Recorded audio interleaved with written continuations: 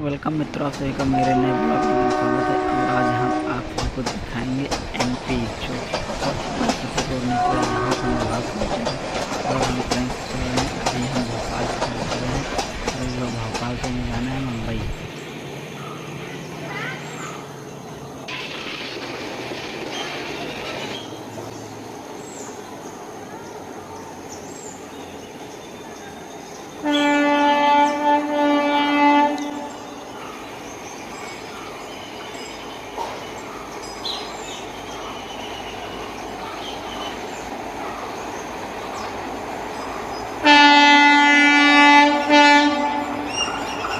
Welcome मित्रों, आप सभी का मेरे नए ब्लॉग वीडियो में स्वागत है। और आज हम सभी आपको एमपी की सफ़र कराएंगे, जो कि हम ट्रेन के द्वारा सफ़र कर रहे हैं। एमपी में बहुत सारे पहाड़ और पेड़ पौधे और नदियों से बहुत कुछ प्राकृतिक नेचुरल आपको देखने को मिलता है। आप एमपी